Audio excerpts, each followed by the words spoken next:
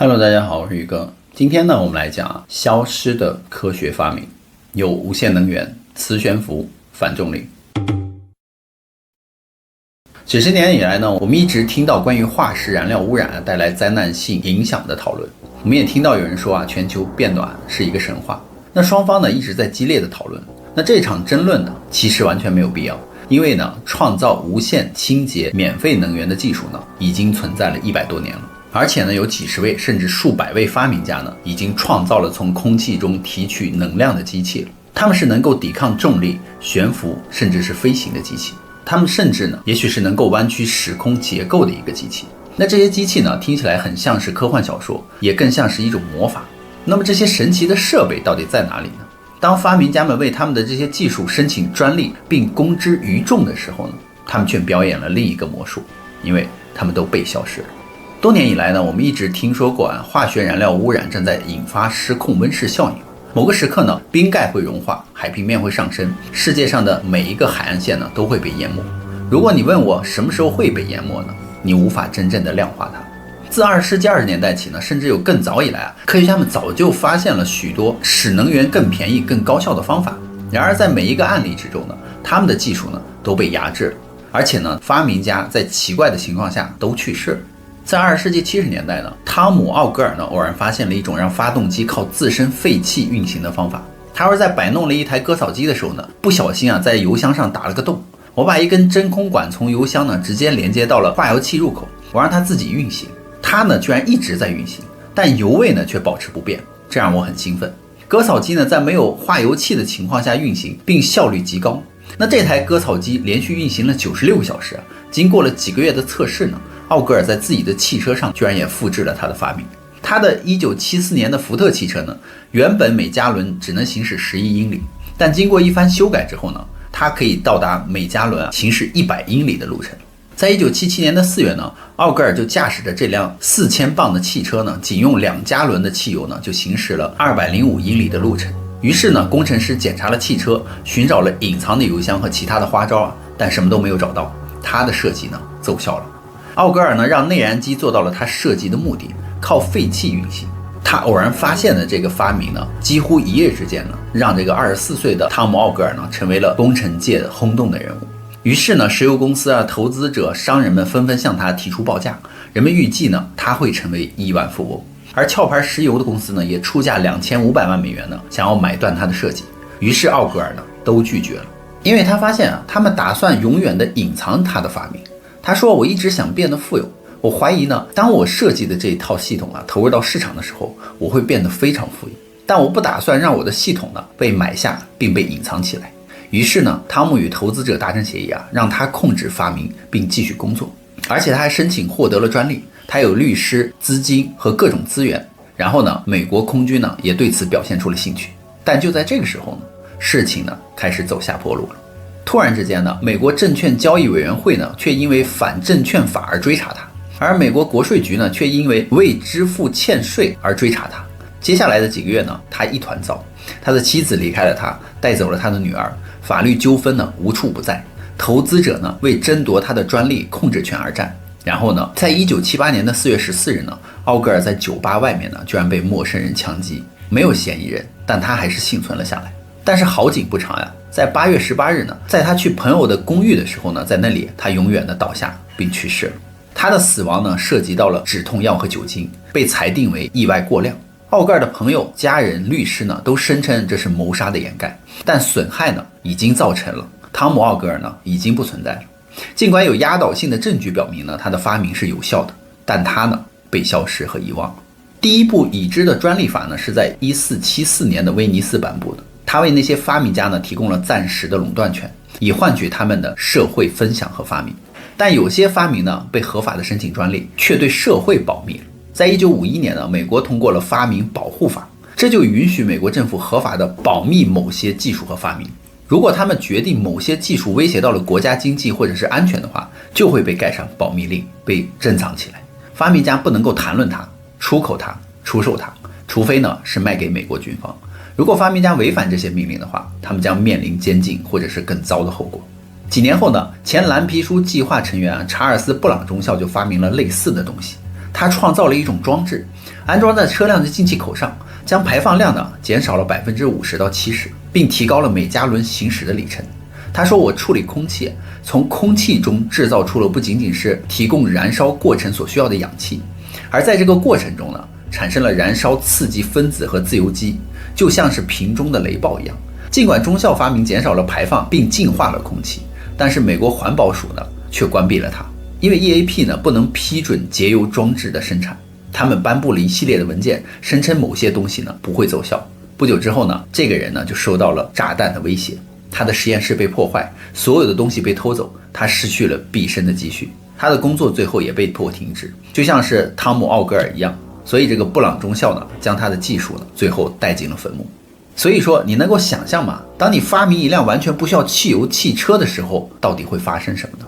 这也就是为什么马斯克在发明出特斯拉电动汽车的时候呢，他做的第一件事情就是免费开源，让所有的人都可以做电动汽车，都会做电动汽车。这样呢，你就无法让它消失了。而一位本地的发明家呢，也发现了一辆以水而非汽油驱动动力的汽车。这位发明家呢，他说呢，任何种类的水都可以为发动机提供动力。于是他发明了一种可以连接到任何发动机上的装置，使其能够依靠水而运行。他就是斯坦利·麦耶。当时呢，石油公司曾出价10亿美元呢购买他的发明，但到目前为止呢，他还是没有出手。那斯坦利·麦耶呢，并没有对他的发明保密，而是直接向媒体公开。他的声明呢，登上了全国乃至于全球的头条。他发明了一辆仅靠水就能够驱动的汽车，这项技术呢，被称为是电解，即是利用电力呢将水分解为氧气和氢气。这并不是一项新的发明，早在1789年呢，简·鲁道夫呢就使用静电机制呢从水中发电，然后将电释放到电极上。整个19世纪呢，许多的发明家和科学家呢都在研究能够将水分解为氧气和氢气的机器，但存在一些问题啊。这个过程需要大量的能量，并且需要完全纯洁的水，不含矿物质。然而当时呢，生产纯净水是非常困难的，不仅电解需要纯净水，而且需要大量的纯净水。但是斯坦利·麦耶的发动机啊，几乎不需要太多的水，而且斯坦利估计呢，如果他驾驶他的水动力汽车横穿美国呢，只需要22加仑的水就够了。而且他最大的突破是在于，他不需要纯净水，普通的自来水就可以运行。他将他的发明称之为水燃料电池喷射器。那这个喷射器呢，是将水分子分解为氧气和氢气，发动机呢则依靠氢气运行。他带着他的汽车呢，当时在全国巡回展示，工程师们都检查了它，并发现呢它真实有效。那有人带了一个科学团队，表明呢去见证这个斯坦的发明，并对其进行了评估。他们回来以后表示呢，这是本世纪最重要的发明之一。斯坦的巡回展示得到了大量媒体的报道，这引来了投资者和石油公司的报价，甚至五角大楼呢也表示了兴趣。但是事情呢，就是从那个时候开始走下坡路了。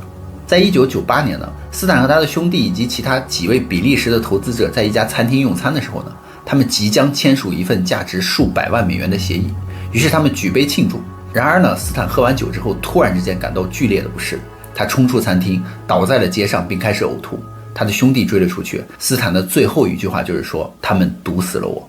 但他的死亡证明完全没有反映到这一点，上面居然写的是他与北约的官员共进午餐后死于脑动脉瘤。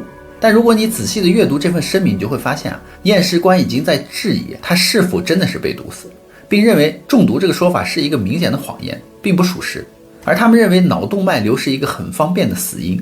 现在很多人都听说过斯坦利·麦耶的水动力汽车，但大多数人都不知道的是，水动力发动机并不是斯坦利唯一的颠覆性发明。他其实还有一个发明叫圆环形装置，类似于一个甜甜圈形状的那种电磁设备。事实上呢，这个斯坦利的水动力汽车是他最不重要的发明。那个甜甜圈形状的装置呢，是另一个创造能量的发明，而它呢被列为了机密，原因是它不靠汽油运行，它也不靠水运行，它什么都不靠。他说他只靠太空的真空中，而太空之中的真空本应该是空的，在绝对0度的温度下呢，它应该是完全静止的。但是量子物理学家却发现呢，所谓的空的空间呢，既不空也不静止，它充满了能量。因此呢，与其说它是一个安静的空无一物的湖泊呢，不如说它更像是瀑布底部的那种暗流。威利斯·兰姆因为发现了所谓的兰姆位移而获得了诺贝尔奖。简单的来说，就是兰姆发现在氢原子中呢，电子被某种东西干扰了。他发现了电子与空间的真空本身之间的复杂相互作用，所以说空间中充满了量子粒子。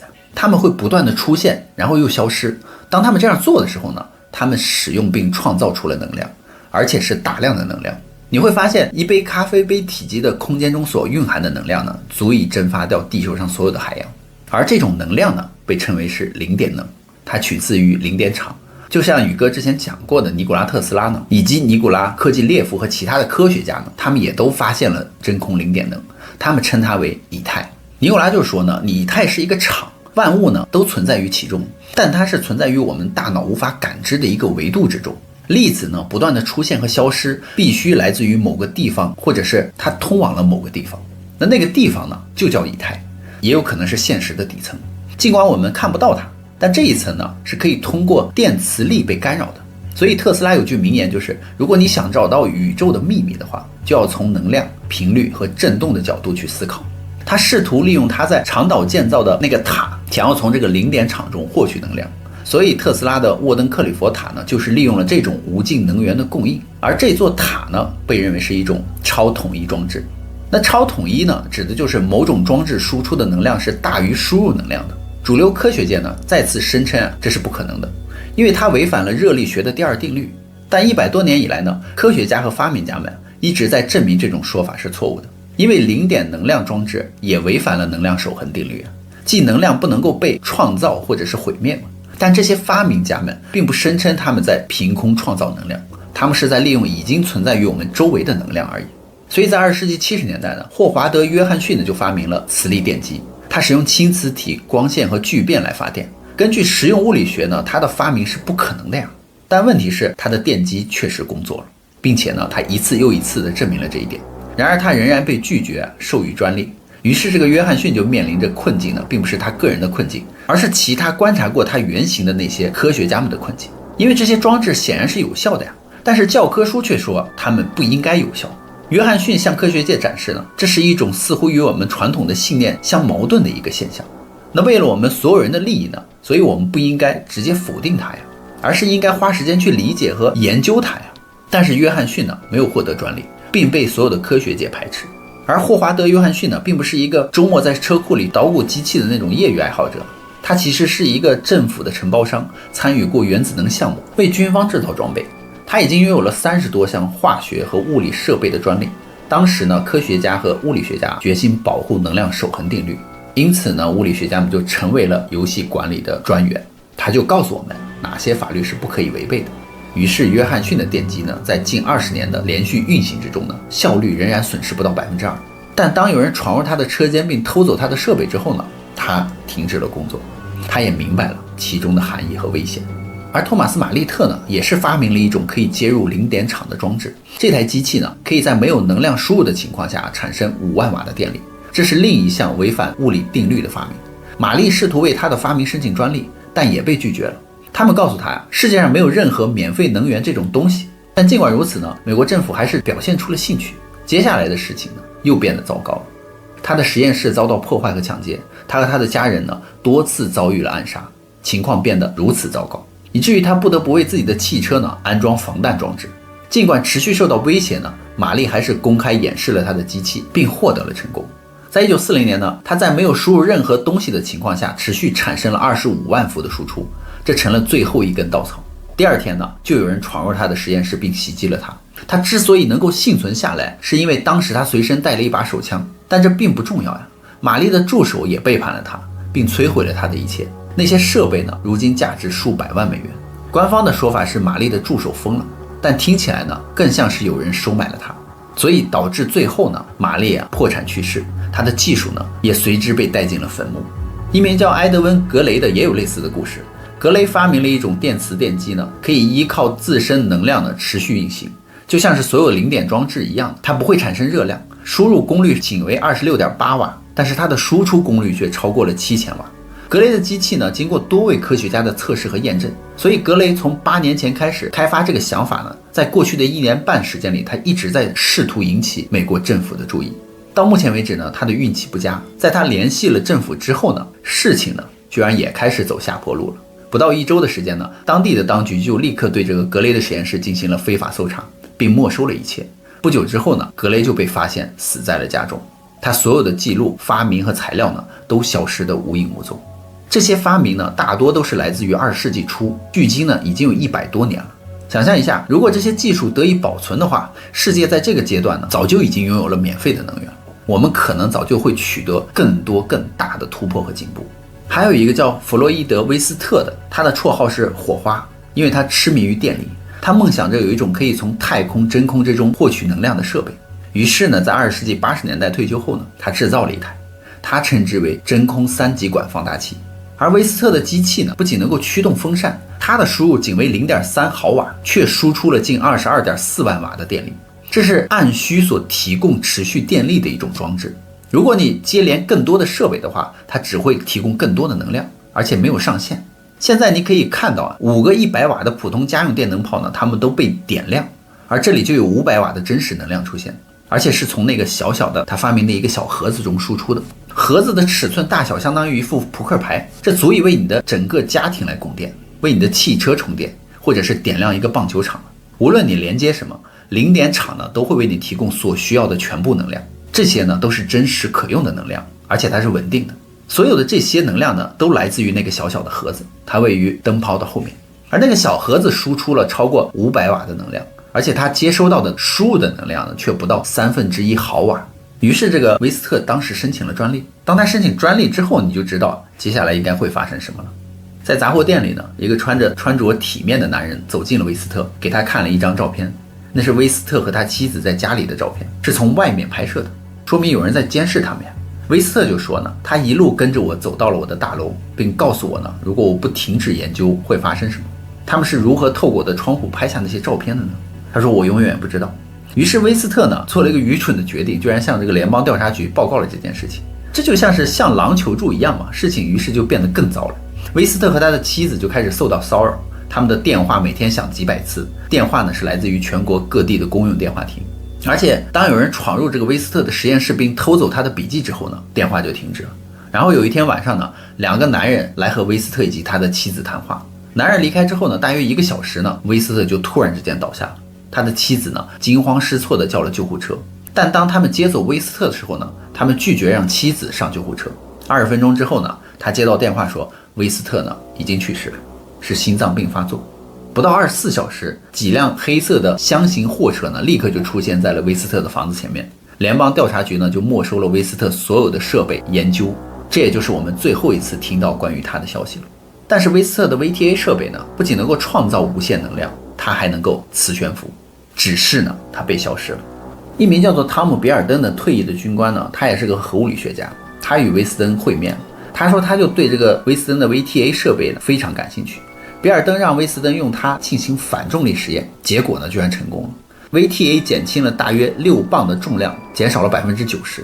根据比尔登的理论呢，他说重力可以改变一种推力而不是拉力，这正是 VTA 所做到的。而零点能量、反重力这些听起来是不是很像是 UFO 的技术呢？那是因为它确实已经是了。理查德多蒂就说呢，零点装置呢已经是从这个 UFO 中回收过的，它们的运作方式呢与威斯特的 VTA 非常相似。那些电线连接的呢是一个使用零点能的装置，他们称之为零点能量，可以为一个小到手电筒，大到一个城市来供电，功率是取决于你的需求的。因此每艘飞船呢都有一个这样的装置，所以反重力技术呢就是另一个多年来被压制的现实。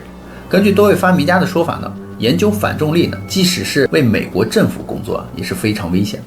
许多的发明家到现在都已经去世了，而外星技术呢可能呢并不那么神奇。一位意大利的研究员叫乔尼多托，他创造了一个环绕人体的大环，他的目的呢是通过改变 DNA 来逆转衰老。那这个由重铜制成的多托环呢，是利用重力和频率操纵人体周围的磁场。它的灵感是来自于巴基斯坦的罕萨山谷。他说那里的人们很少生病，通常都能够活到100岁以上。